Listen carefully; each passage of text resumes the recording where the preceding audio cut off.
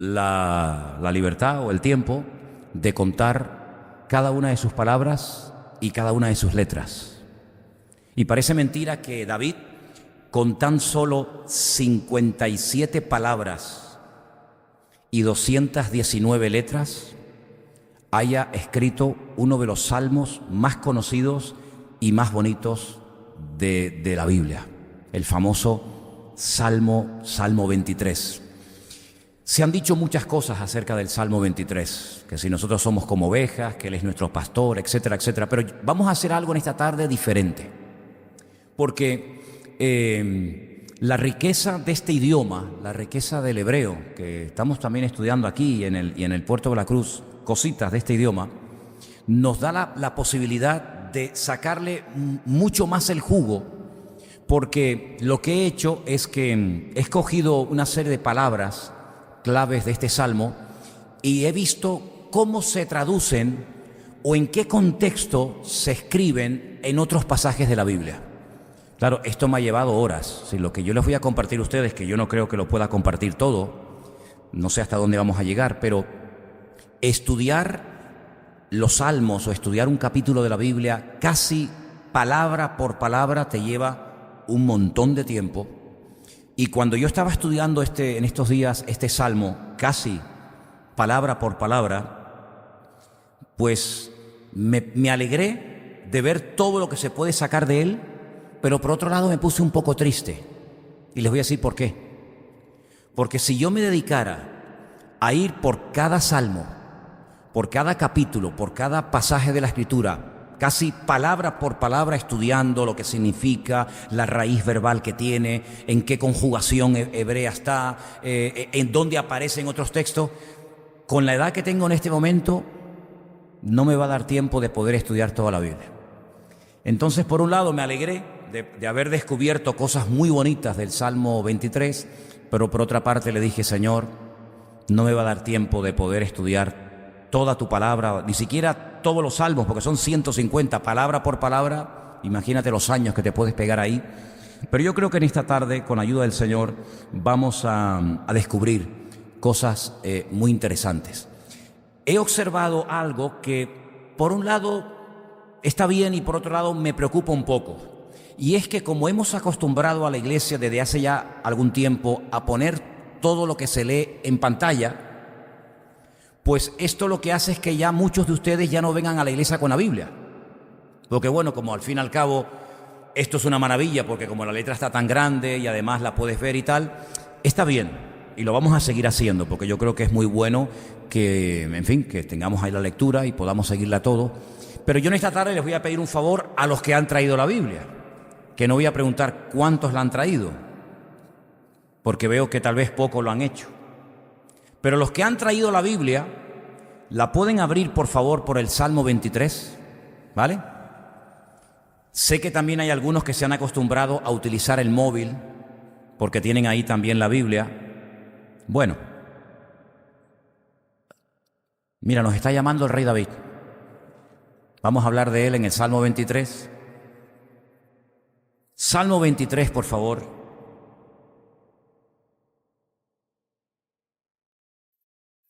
El Salmo 23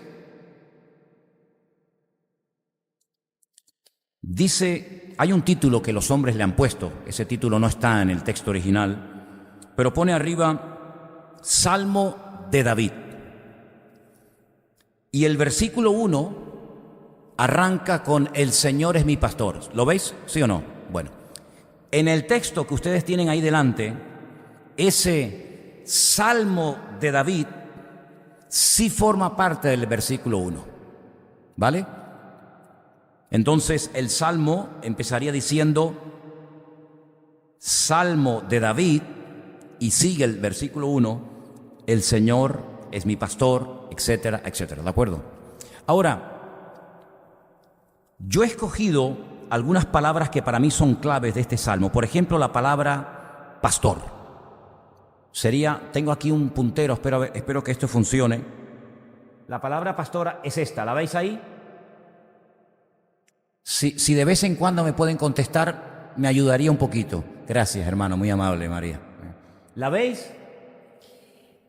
¿La veis? Vale, ok, roí. Realmente la palabra pastor es la palabra roé. Pero cuando se habla de algo personal, de algo de uno, se añade esa letra pequeñita, que los que están estudiando hebreo saben que es la letra yod. Y entonces ya conviertes a ese Dios, a ese Señor, a ese pastor o lo que sea, en algo tuyo, en algo propio. Entonces dice, roí, el Señor es mi pastor. El nombre de Dios, que es el nombre que aparece anterior, este es el nombre propio de Dios, la letra yod, hei, bat hei, aparece tanto al principio del Salmo como al final. Me llama mucho la atención que el Salmo empieza con el nombre propio de Dios, ahí, y termina prácticamente con el nombre propio de Dios. Algo que me ha llamado la atención, y los que están estudiando hebreo saben de lo que voy a hablar, en hebreo existen dos letras M. Se llama men, la letra M en hebreo se llama men. Y hay dos tipos de M, una que es abierta y una que es totalmente cerrada. Y mira qué curioso, perdón, que el Salmo 23 aparece con la M, mitzmor, ahí pone Salmo, con la M abierta, la primera letra, y la última letra del Salmo 23 es esta. ¿La veis? ¿La veis? Gracias. Es la letra men, pero cerrada. ¿Será casualidad? ¿Tendrá alguna explicación? Por supuesto que todo tiene una explicación en la Biblia. No hay nada que sea casual. Empezamos y terminamos con Dios. Y todas las enseñanzas que vamos a recibir a través de este hermoso salmo, las tenemos que interiorizar, porque vamos a descubrir aspectos de la esencia de Dios en este salmo realmente increíbles. Es un salmo escrito por el rey David. Ustedes saben que la mayoría o muchos de los personajes importantes de la Biblia curiosamente fueron pastores. Abraham fue pastor, su hijo Isaac también lo fue, Jacob también lo fue, los hijos de Jacob, la mayoría de ellos también fueron pastores. Tenemos al rey David, que también fue pastor de ovejas antes del rey de Israel. Por lo tanto, eran personas que este mundo de la ganadería, sobre todo las cabras y las ovejas, lo conocían perfectamente. Sabían perfectamente cómo actúa, cómo es la mentalidad de una oveja y cómo es la mentalidad o las características de las cabras. Y aunque son animales aparentemente parecidos, la conducta, el comportamiento de una cabra y de una oveja no tiene absolutamente nada que ver. Les conté en cierta ocasión que se hizo en un tiempo unos experimentos que consistía en tener rebaños mixtos de cabras y de ovejas, y fue un auténtico desastre.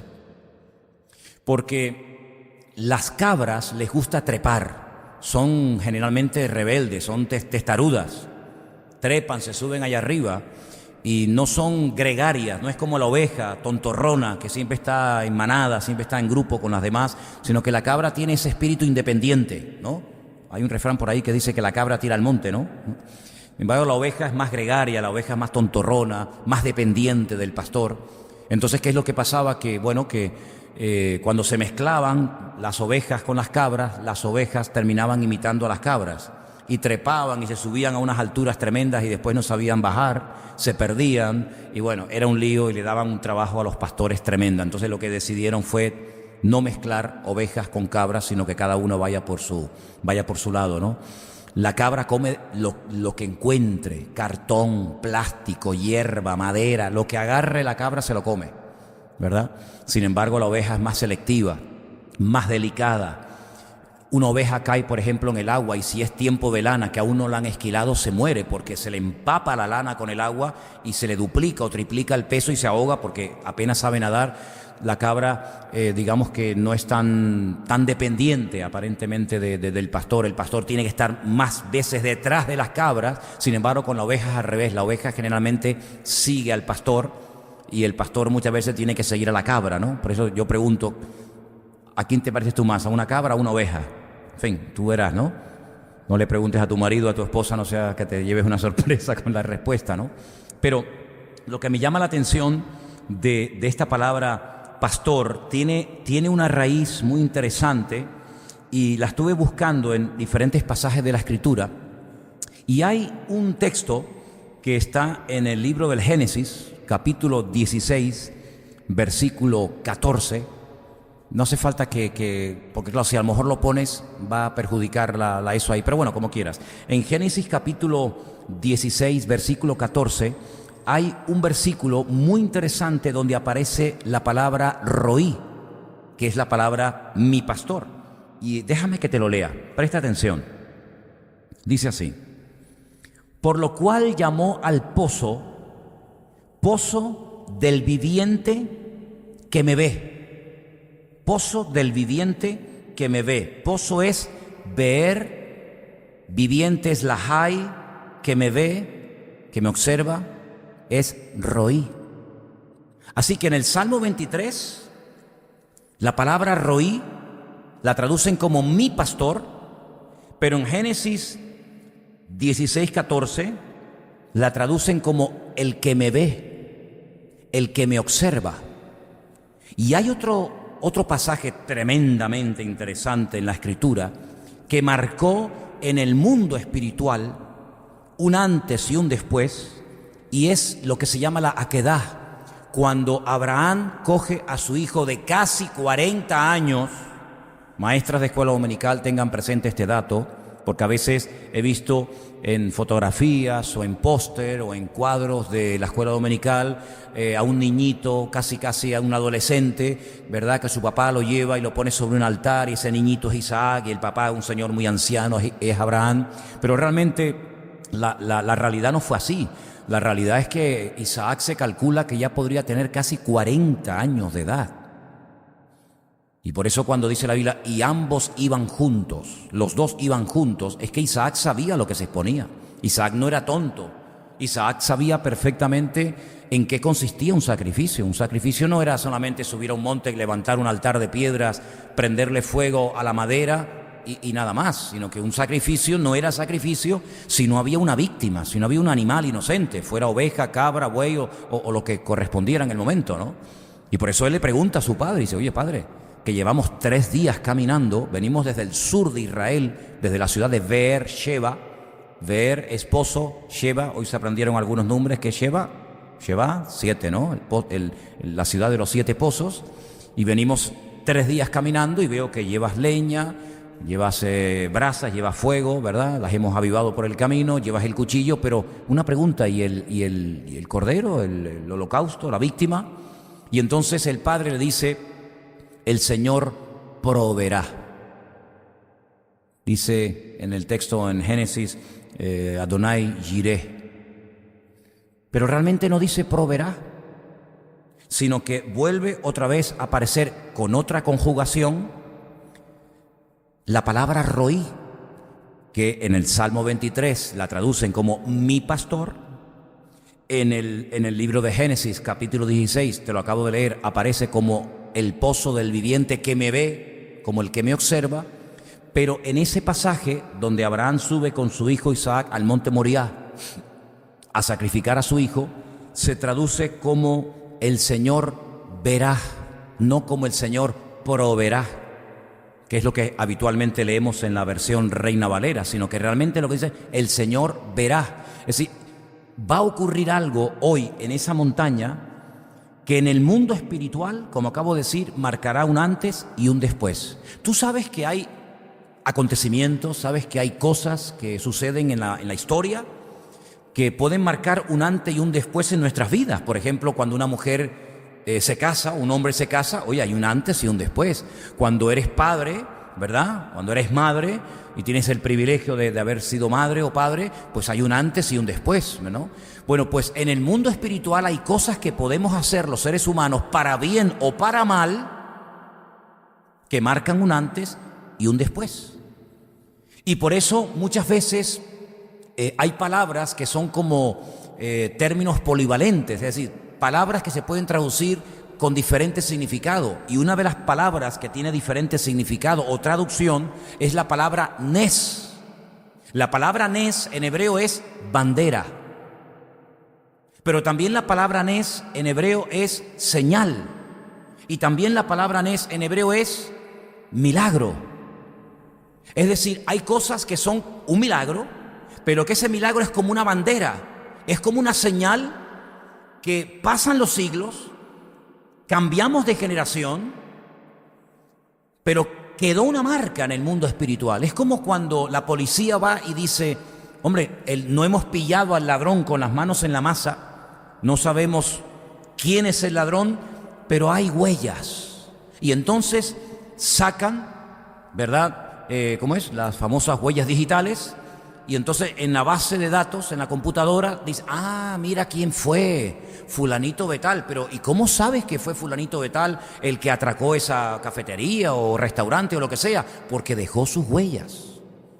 Y como no hay nadie en el mundo que tenga las huellas de esa persona, no puede decir, bueno, pudo ser Juan, Antonio, Pepito o Antoñito, sino que tuvo que ser este. ¿Por qué? Porque son tus huellas y nadie en el mundo ni tuvo, ni tiene, ni tendrá las huellas digitales que Dios te dio a ti. Por lo tanto, te han pillado, amigo. Has dejado tu marca, has dejado tus huellas. En el mundo de los animales usan mucho el olfato. Y por ejemplo, los que tenemos perros, machos sobre todo, sabemos que van marcando, ¿no? ¿Sí o no? Van marcando su territorio y sabemos cómo lo marcan, ¿no? No vamos a poner ningún ejemplo ni vamos a hacerlo, pero sabemos que ellos van marcando. Entonces los perros que vienen o que ya pasaron anteriormente saben que por ahí pasó ese macho. Y cuando hay una perra en celo, yo no sé cómo hacen, pero lo detectan a kilómetros. Porque el mundo ese de los olores, ¿verdad? Van marcando con las patas, con la orina, etcétera. Y entonces van dejando huellas. Y aunque no esté ese perro allí, aunque no esté esa hembra allí, ellos detectan que por allí ha pasado ese perro, esa perra, lo que sea, ¿no?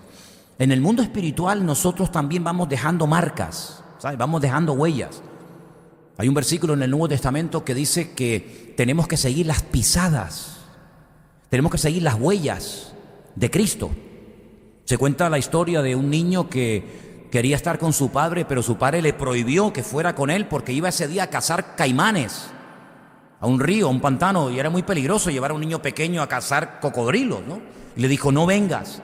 Sin embargo, el padre, cuando está en plena cacería, pues oye unos gritos, unos alaridos y papá, ayúdame, sálvame. Y era su hijo. Y el padre va y socorre a su hijo y lo encuentra llorando a punto de ser devorado por uno de estos animales, por uno de estos caimanes, y le dijo, pero hijo, te dije que no vinieras, ¿cómo me encontraste? Y el hijo le dice, porque fui siguiendo tus huellas. Ibas dejando tus huellas en el barro, donde sea, y yo las seguí y te encontré, ¿vale? Entonces, en el mundo espiritual vamos dejando nuestra marca, vamos dejando nuestra huella. Es curioso porque el apóstol Pablo incluso habla hasta del olor que espiritualmente desprendemos. Dice que hay algunos que desprenden olor de vida y hay otros que desprenden olor de muerte.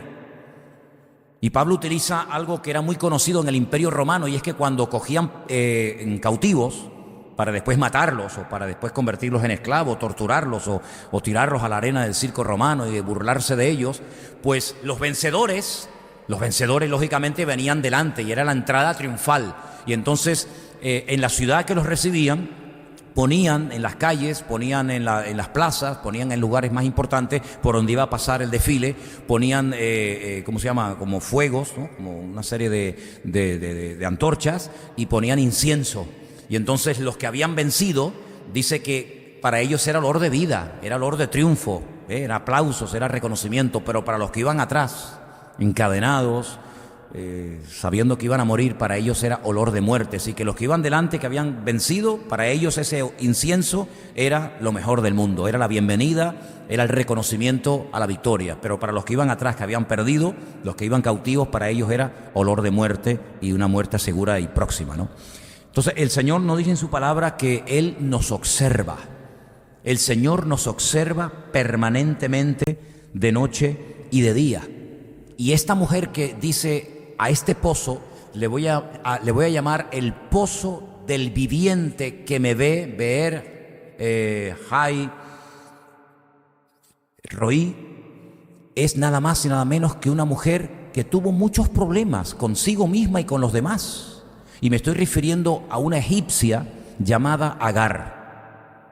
Me llama mucho la atención que cuando la Biblia habla de Agar, dice que era la sierva egipcia de Sara. Es decir, Abraham bajó a Egipto en un momento puntual de la vida, y cuando él se va de Egipto, el rey de Egipto le hace un regalito. Es decir, podríamos decir que Abraham se fue de Egipto, pero Egipto no se fue de él. Le metió a Egipto en la familia, y sabemos que esa mujer, Agar, pues le creó muchos problemas a su ama, a su esposa, porque dice la Biblia que se burlaba de ella cuando quedó embarazada de su marido, y hay un momento en el que ella huye, y un ángel se le presenta y le habla y le dice: vuelve y sométete, y agacha la cabeza. Y hay otro momento en el que otro ángel, o el mismo ángel, le habla y le dice: no tengas miedo, te acaban de echar de casa, no tienes presente ni futuro, estás en pleno desierto, se te ha acabado el cántaro de agua, pero el niño no morirá, sino que el niño será, dice en hebreo, un pere Adán. No dice Adán pere, no dice un hombre salvaje, sino dice será un salvaje hombre, como diciendo la característica principal de la descendencia de los ismaelitas serán un salvaje, un ser humano, pero será un salvaje. Dice, peleará contra todo el mundo y todo el mundo peleará contra él, ¿vale? Y por su espada vivirá. Un hombre guerrero, y ese es el origen del pueblo árabe, gente guerrera, gente nómada, gente que se ha buscado la vida, toda la vida en los desiertos, pues robando, asesinando, etcétera, etcétera, ¿no? Así es que vemos que esa palabra roí, o mi pastor, también significa el que me observa, el que me conoce, el que está permanentemente a mi lado, no me abandona, sino que Él sabe perfectamente dónde estoy y cómo estoy. No solamente que me observa, sino que me observa, me conoce y sabe realmente cómo estoy. Esa palabra me llamó mucho la atención porque es mucho más que una persona que sale al campo, pastorea las ovejas y se va, sino que el pastor de ovejas fundamentalmente está siempre mirando, oteando el horizonte, tratando de descubrir cualquier peligro que la oveja no vea, pero que él tiene que verlo para actuar en consecuencia. La segunda palabra que analicé, vamos a poner otra vez el texto, es en hebreo, es una palabra que es la palabra menujot, y la encontramos en el versículo 2. En el versículo 2 tenemos Mismor de David, Adonai Roí, Lo Exar, Binot de Shev, ¿ya? Y tenemos la palabra esta, menujot.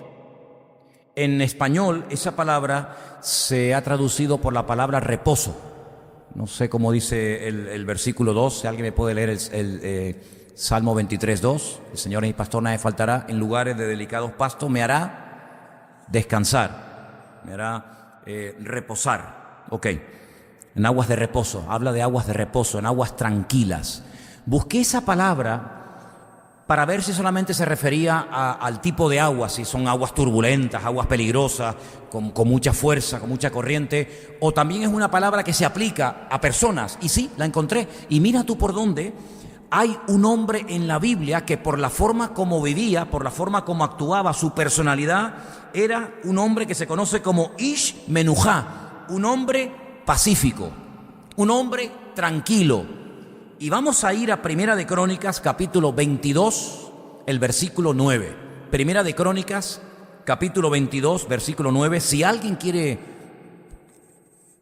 buscarlo y leerlo en altavoz, sería estupendo. Primera de Crónicas, capítulo 22, versículo 9. ¿Alguien lo tiene? ¿Alguien lo quiere leer?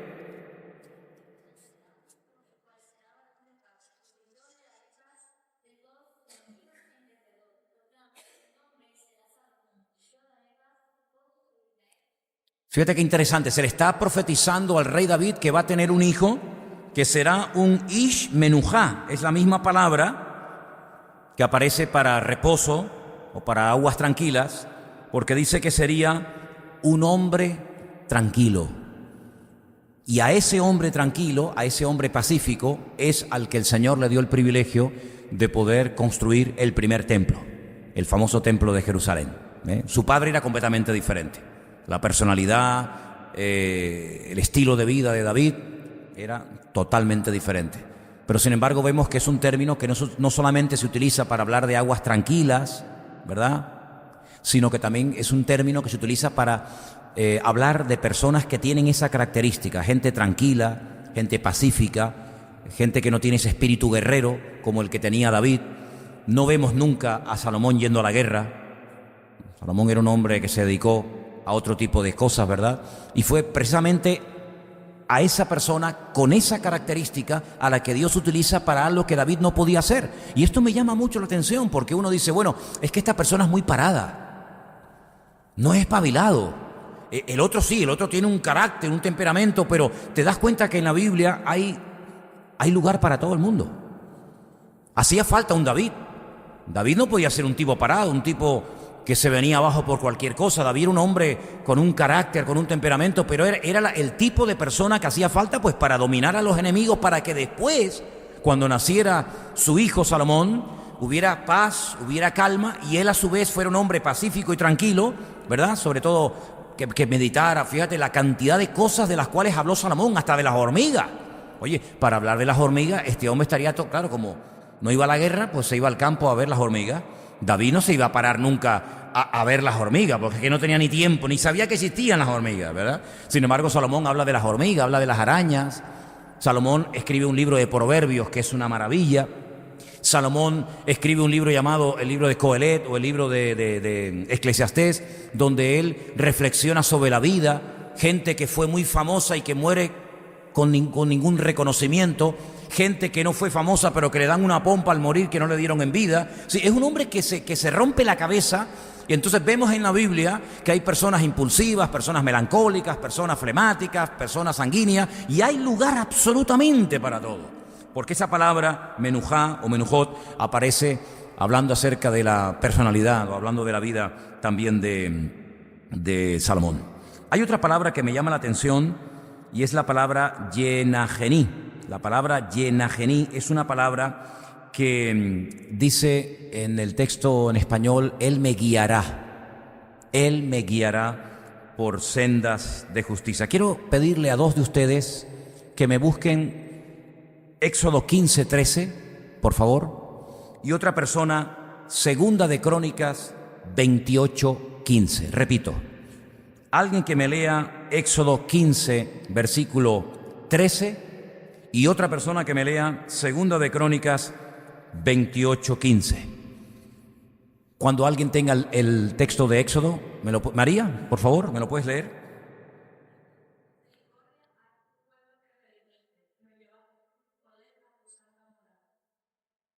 Si la forma como Dios guió al pueblo de Israel es la misma palabra que utiliza David para hablar acerca de cómo individualmente Dios nos va a conducir, Dios nos va a guiar a cada uno de nosotros. Es decir, hay un matiz muy importante en la Biblia. Una cosa es cómo Dios dirigía al pueblo a nivel de masa, y otra cosa es la forma individual como Dios dirige a cada uno de sus hijos. Y esto es una cosa muy bonita porque vemos que en la Biblia se presenta un Dios que atiende a la masa, pero también vemos a un Dios personal que te atiende a ti.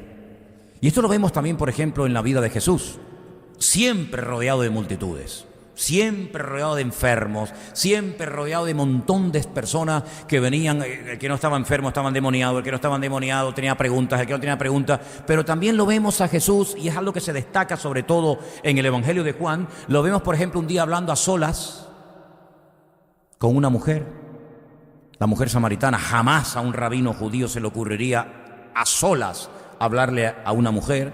Lo vemos hablándole a un solo enfermo, cuando dice en Juan capítulo 5 que había una multitud de enfermos sentados esperando el movimiento del agua en el estanque de Betesda. Sin embargo, lo vemos hablando con uno solo. ¿Te das cuenta? Entonces vemos que hay un Dios, el Dios de la Biblia es un Dios que atiende a su pueblo, pero también es un Dios que tiene tiempo para ti, para guiarte, para mostrarte su voluntad, para dedicarte de su tiempo, para que tú también conozcas cuál es la voluntad de Dios para tu vida. Porque una vez dijimos, hablando acerca del tema de la voluntad de Dios, que hay una voluntad general, colectiva para todos. Hay un versículo, por ejemplo, que dice, y esta es la voluntad de Dios, que vivamos en santidad. Pero ¿esto para quién es? para todos, para todos. Pero bueno, el que vivamos todos en santidad, que vivamos todos en orden, está muy bien. Pero una pregunta, ¿qué hago con la casa? ¿La vendo o la compro? ¿Qué hago? ¿Me quedo o me voy? ¿Me caso con este o no me caso? ¿Le digo esto o no le digo nada? Esa es una voluntad personal, individual.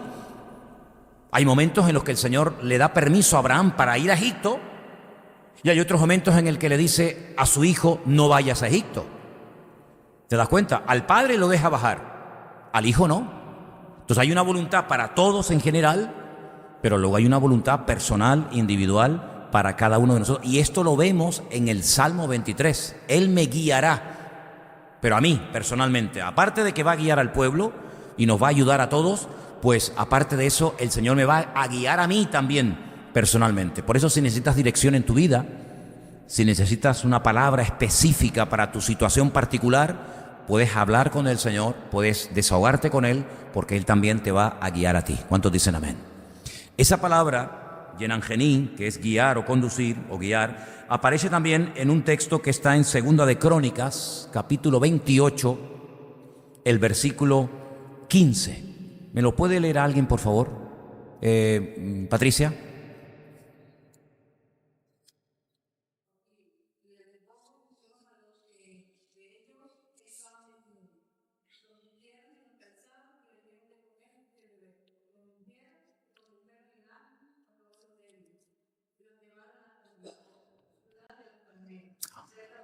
Ok. Una serie de cautivos, una serie de personas a las cuales dicen, no, esta gente no los pueden tratar así, a esta gente hay que devolverlos a su lugar para que se vayan. Y dice que los trataron bien, ¿verdad? Los vistieron, les pusieron zapatos, y dice que en asnos, en burros, los llevaron a cada uno a su respectivo lugar, dando a entender de que ese término también habla de un trato personal y directo con todos y cada uno de nosotros, ¿de acuerdo? Vamos al versículo 3. En el versículo 3 hay una palabra muy, muy interesante, que es la palabra Yeshoveb. La palabra Yeshoveb. Vamos a ver si la podemos encontrar ahí en el texto. La tenemos aquí. Esta palabra, ¿la veis ahí? Ahí pone Yeshoveb. Esa palabra que aparece en el Salmo 23 realmente significa la palabra restaurar. Cuando en español dice Él confortará mi alma. Esa es la palabra que se emplea en la Biblia para restaurar, y es la palabra que más datos he podido encontrar acerca de ella. Porque mira, no los vamos a leer todos, pero como esto queda grabado y después el que quiera puede volver a escuchar este estudio en su casa, y los que nos están siguiendo, pues sé que muchos toman nota. Déjenme decirles que, por ejemplo, en el capítulo 29, versículo 3 de Génesis 29, 3, la palabra Yeshoveb aparece como volver a colocar algo en su sitio. Lo he movido, pero lo vuelvo a dejar en su sitio. Eso es Yeshoveb. Cuando tú coges algo y lo pones de aquí para allá, pero ese no es su sitio. Vuelva usted a poner esto en su sitio, eso es Yeshoveb. Y ahí se habla de una piedra. Dice la Biblia que había una piedra enorme que la ponían en la boca del pozo de agua en el cual bebían los rebaños, la quitaban, bebían, y para que no entrara tierra ni se cayera nadie, Yeshoveb, la volvían otra vez a colocar en su sitio. Esa palabra se utiliza para poner las cosas en el sitio que tenían que estar. Génesis 14, 16. También se emplea ese término para recuperar personas. Le llega la noticia a Abraham de que su sobrino Lot ha sido secuestrado. ¿Dónde vivía Lot? En Sodoma. Sodoma, Gomorra, por aquella zona, ¿verdad? Y dice que se lo han llevado cautivo. Una serie de reyes terribles se lo llevan, y Abraham coge a sus 300 siervos, los arma, les da armas, se va hasta Dan. Dan es el norte de Israel, es lo más al norte. Esa expresión que aparece tanto en la Biblia, que dice desde Dan hasta Beersheba, es como decir de norte a sur, de punta a punta, ¿sí? Pues dice, no contento con esto, dice que se va hasta el norte de Damasco. Sí, es una barbaridad de kilómetros lo que hizo este hombre. Un montón de kilómetros, persiguiendo a estos reyes terribles. que se habían llevado toda la riqueza de Sodoma y Gomorra, que se habían llevado cautivo, secuestrado a Lot y a su familia. Y entonces vuelve otra vez a aparecer la palabra, porque Yeshobeb significa no solamente poner las cosas en su sitio, sino que significa también recuperar, recobrar cosas o personas.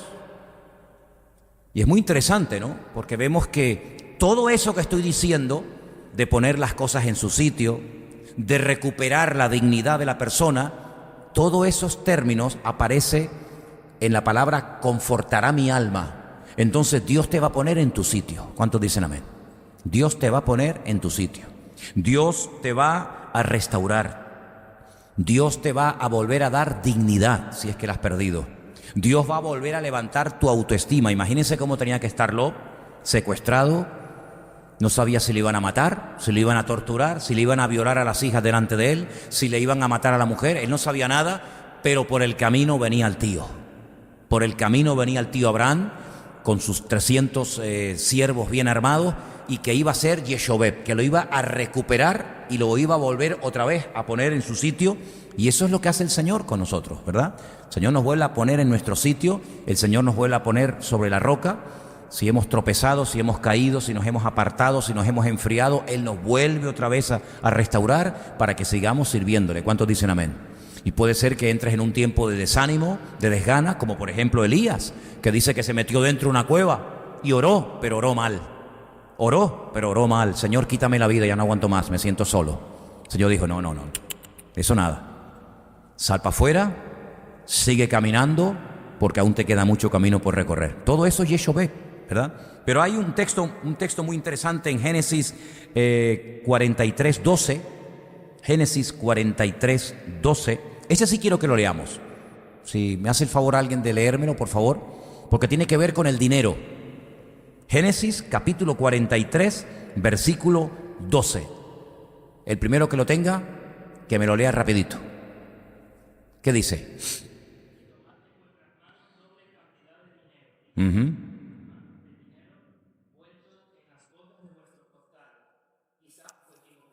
¿Conocéis esa historia? ¿Conocéis la historia de cuando los hijos de Jacob bajan a Egipto y compran comida para llevar a Canaán, y cuando llegan por el camino dicen, ¡ay! Dentro del saco está el dinero, no los han devuelto. Entonces cuando el padre dice, no, pero esto ha sido un fallo, no puede ser. Entonces bajan a Egipto para comprar comida, pagan, y ahora resulta que todo el dinero está dentro de las bolsas.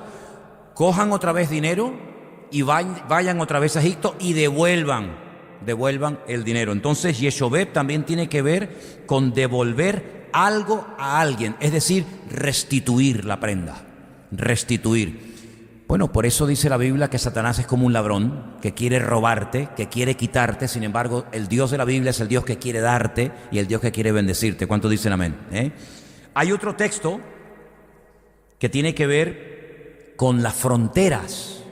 Cuando se vuelven a recuperar las fronteras perdidas, aparece otra vez el término Yeshobeb.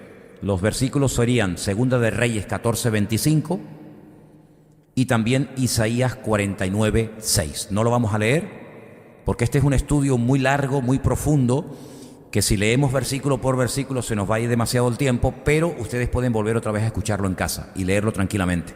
Entonces, cuando un enemigo venía y te robaba un trozo de tierra y te achicaba el país y perdías fronteras, había que recuperarlas, había que volver a pelear para recuperar el territorio perdido. Ahí aparece la palabra, porque también significa recuperar lo que alguien te ha quitado.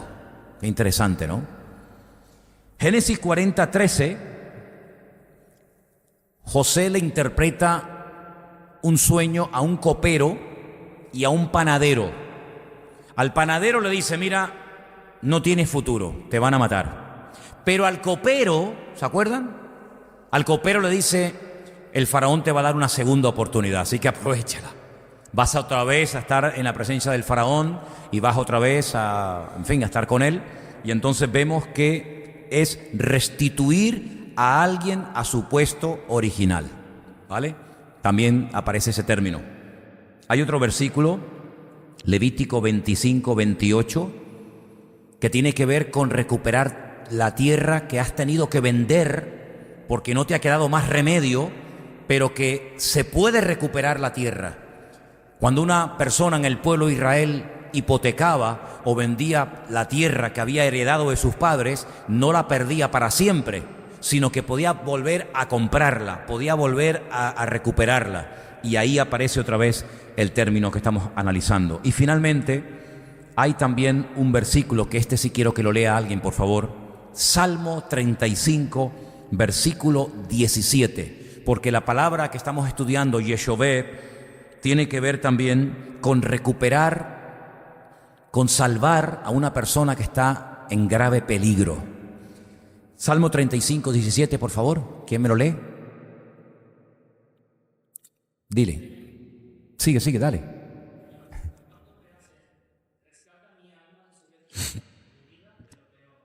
Si podemos pedirle al Señor que nos proteja de peligros que conocemos, pero cuidado, hay muchos peligros de los cuales yo creo que nos ha salvado el Señor y no nos hemos dado ni cuenta. Porque a veces podemos decir, oye, el Señor me libró el otro día que me caí, me podía haber matado. El Señor me cuidó. O tuve un accidente de coche y, ¡wow!, gloria a Dios, mira, lo puedo contar. Eso es lo que tú sabes. Pero de cuántas cosas, queridos hermanos, nos habrá librado el Señor y no nos hemos dado ni cuenta. ¿Te imaginas que una persona un día nos quiso matar y venía dispuesto a matarnos? Tú no te enteraste, pero esa persona por el camino tropezó, se cayó y se mató. Tú no sabes nada. Pero cuando lleguemos a la presencia del Señor, créame, yo estoy convencido de que el Señor nos va a dejar a todos con la boca abierta y nos va a mostrar. ¿Te acuerdas el 14 de mayo de 1987? ¿Dónde estaba? No.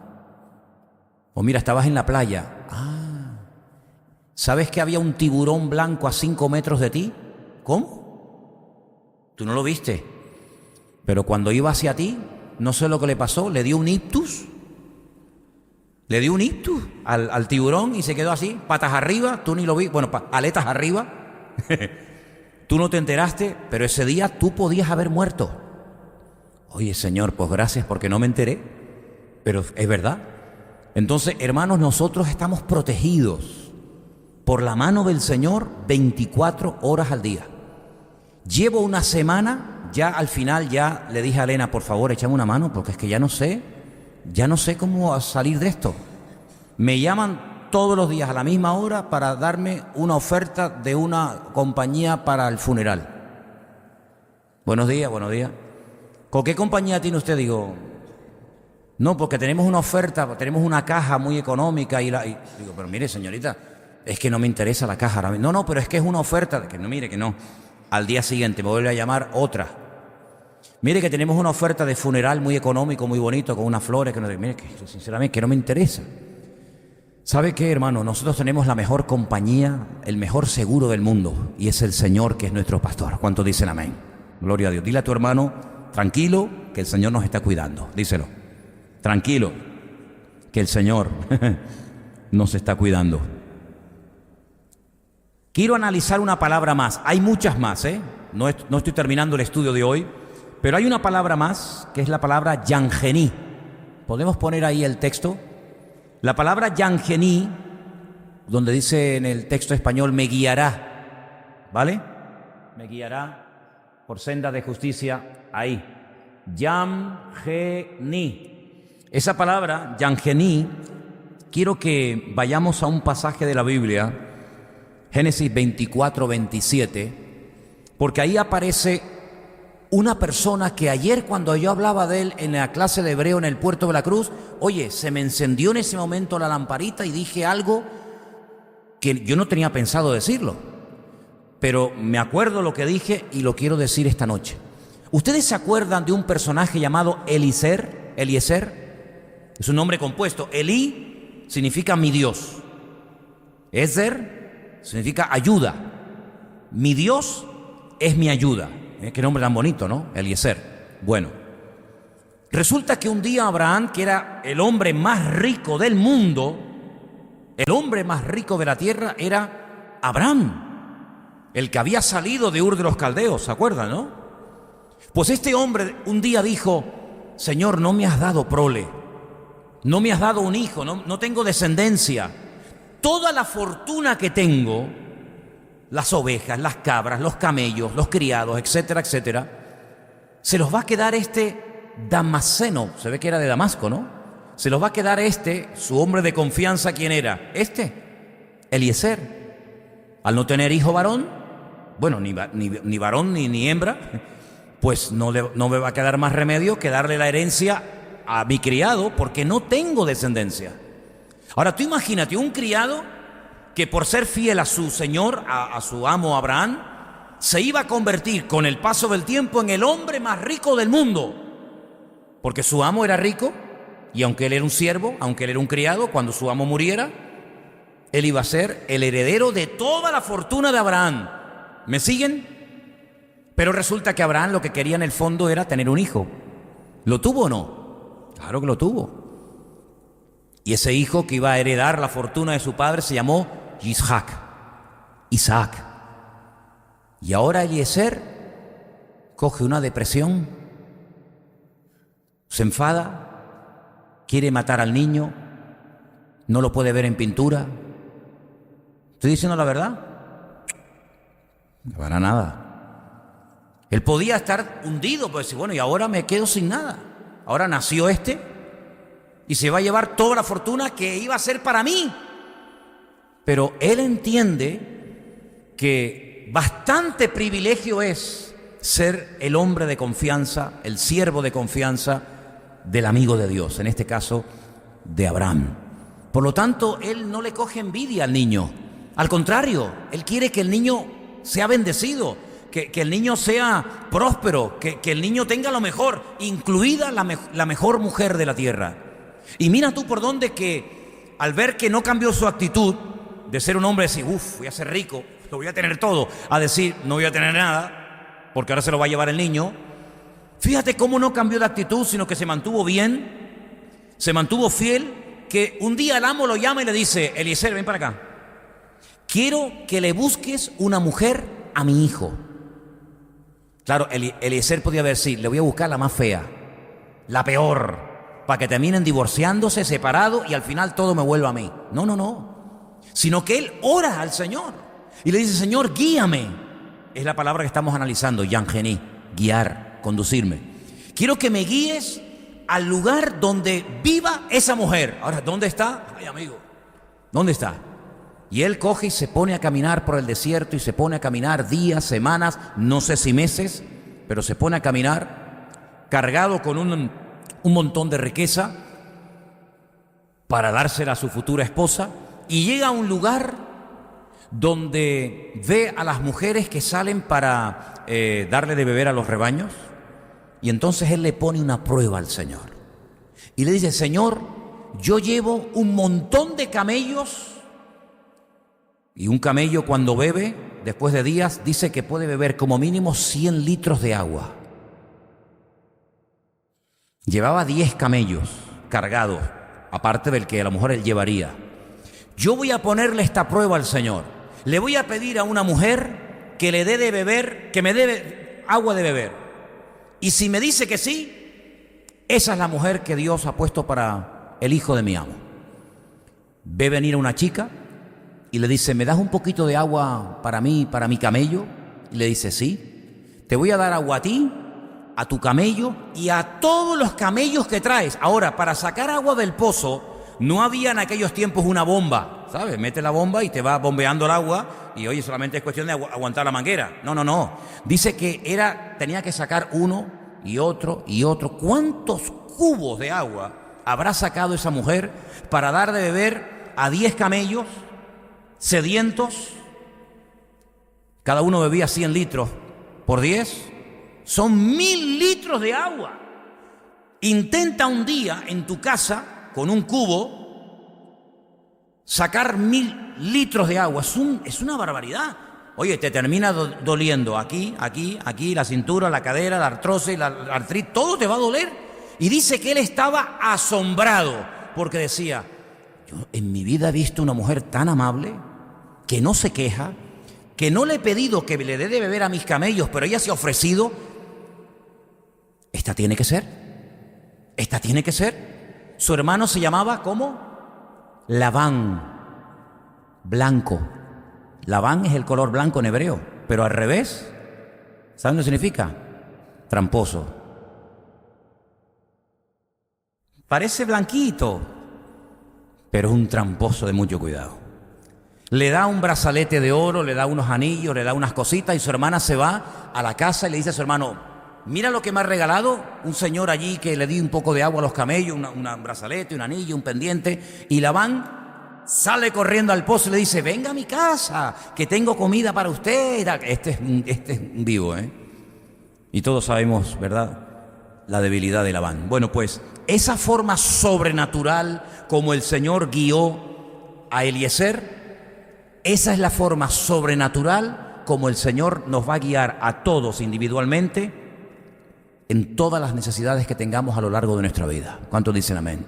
Quiero que lean después en casa Isaías 58:11, donde aparece también la palabra Yangení, y ahí habla de pastorear, atender individualmente la necesidad de la persona. En el texto español dice: Él me guiará, pero guiar es cuidarme, pastorearme, atenderme. Y mira, y habrá momentos en los que el sentido común, la experiencia, pues más o menos te ayudará en la vida para saber qué tienes que hacer, pero seamos sinceros, ¿verdad que pueden presentarse momentos en nuestra vida en la que no sabemos qué hacer? Digo: Señor, yo no sé qué hacer. Yo no sé si mandártelo o que te lo lleves. Yo no sé lo que hacer, pero en esos momentos, párate. Entra en tu aposento y cierra la puerta. Y tu Padre que te ve en secreto te recompensará en público. Dile: Señor, no sé lo que hacer con mi matrimonio. No sé lo que hacer con mi hijo. No sé lo que hacer con los estudios. No sé lo que hacer con esta relación. No sé lo que hacer con esto, con aquello. Da igual. Me puedes poner todos los ejemplos que tú quieras. Tú no sabes lo que tienes que hacer, pero hay alguien que sí sabe lo que tienes que hacer. Y ese es nuestro Dios. ¿Cuántos dicen amén? Hoy leía una frase, Elena me mostraba una frase muy bonita que decía: en esta situación en la que estás, mira, como máximo, tienes un 1% de probabilidades de que te salga bien. Y la persona respondía y decía: ay, qué bueno, pues si tengo un 1% de probabilidades de que me salga bien, tengo un 99% de fe que el Señor me puede bendecir. ¿Te das cuenta? Es decir, no es que voy a echarle una mano a Dios, como a veces ha ocurrido en la Biblia, personas que no sabían qué hacer. Tú me has prometido un hijo y no viene, y pasa un año, pasan 2, pasan 20, pasan 30 y el niño no viene, ¿qué hago? Y la mujer le dice: bueno, pues no sé, acuéstate con Agar a ver si a través de ella viene descendencia. Lo hace y el Señor le dice: este no es el hijo de la promesa, esto es lo que tú has hecho en la carne, pero no me has dejado a mí obrar. Pasa que tú te has adelantado, tú te has precipitado y has metido la pata. Y lo mismo le pasó a Moisés, que salió un día a dar una vuelta por Egipto. Y dice la Biblia que vio a alguien que estaba maltratando a un paisano suyo y se levanta y lo mata. Y entonces al día siguiente sale otra vez por la calle y que hay 2 hebreos peleando y los quiere separar, y uno de ellos le dice: ¿me quieres matar a mí también como ayer mataste al egipcio? Y entró en pánico y salió corriendo y se fue 40 años al desierto. Ya perdió la esperanza, ya perdió la ilusión, ya era un hombre de 80 años y ahora el Señor lo llama y dice: ahora es cuando tienes que volver a Egipto. Sí, hace años atrás tú eras el que dirigías tu vida. Hace años atrás tú eras el que organizabas, el que hacías, el que vendías, el que para aquí, para allá. Ahora soy yo el pastor de tu vida. Y eso a veces al hombre, a los seres humanos, les cuesta mucho tiempo aprenderlo. Porque como se han acostumbrado toda la vida a abrirse camino, como han sido toda la vida un peleador, una persona que se ha buscado camino, una persona que ha hecho de todo, pues después cuando se convierte a esa persona, le cuesta estar quieto y decir: Señor, ¿qué quieres que haga? Por eso el Señor tuvo que tirar a tierra a Pablo, porque Pablo era un hombre que sabía cómo hacer las cosas en la vida, pero para servir al Señor, a veces la experiencia, a veces el sentido común o lo que hemos hecho en el pasado no sirve para nada. A veces es peor, porque lo que nos quiere llevar el Señor al Salmo 23, y lo vamos a ir viendo semana tras semana, es a un grado de dependencia, porque no hay animal más torpe y más dependiente del humano como la oveja. No tiene ningún sentido de orientación, la vista es pésima, el olfato prácticamente inexistente. Es un animal que se asusta por cualquier cosa, es un animal que no puede perderse y volver solo. No tiene ningún sentido de la orientación, como puede tener un perro o una paloma o lo que sea. Es un animal torpe, es un animal que depende totalmente del pastor. Pero es que precisamente a ese nivel nos quiere llevar el Señor, a un grado en el que digamos: Señor, guíame tú, porque yo estoy seguro que si tú me guías y si tú me llevas, las cosas van a hacerse bien. Pero si yo lo voy a hacer a mi manera, puede ser que otra vez me equivoque. Y yo creo que tenemos que llegar a un punto en el que tenemos que estar cansados de equivocarnos, cansados de aprender a base de errores y de palos, cansados de tropezar y decir: ay, otra vez metí la pata. Pues no caigas tanto. Pídele al Señor que te guíe, que tome el control de tu economía, que tome el control de tu matrimonio, que tome el control de tu ministerio, que tome el control en definitiva de tu vida, y vas a ver cómo el Señor te va a guiar de una forma perfecta y maravillosa, como lo hizo por ejemplo con Eliezer, y como lo hará con todo hombre y mujer que le busque en espíritu y en verdad. Amén, hermanos. Vamos a orar. Por favor, cierra tus ojos. Seguiremos, Dios mediante, analizando palabras y conceptos bonitos de este hermoso Salmo 23, pero vamos a dejarlo hoy aquí.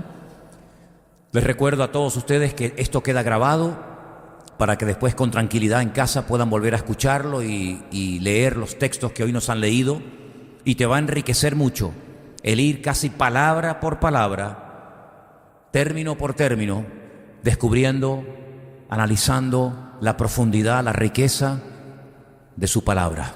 Te damos gracias, Señor, en esta tarde por el privilegio que nos das de conocerte a través de tu palabra. Te damos gracias, Señor, porque tú eres el que abre nuestros ojos y nos das oportunidades de crecimiento y de aprendizaje, y nos permites conocerte mejor, cómo actúas, cómo obras, cómo guías, cómo consuelas, cómo restauras la vida del ser humano. Señor, que a través del estudio y meditación de este hermoso Salmo 23 podamos descubrirte y podamos conocerte cada día mejor. Y te damos gracias, Señor, por esta oportunidad y privilegio de poder madurar y de poder acercarnos a ti. Gracias, Señor, te pido que nos ayudes y nos des entendimiento y memoria para poder retener lo aprendido. A ti la gloria y la honra en el nombre de tu amado Hijo Jesús. Amén.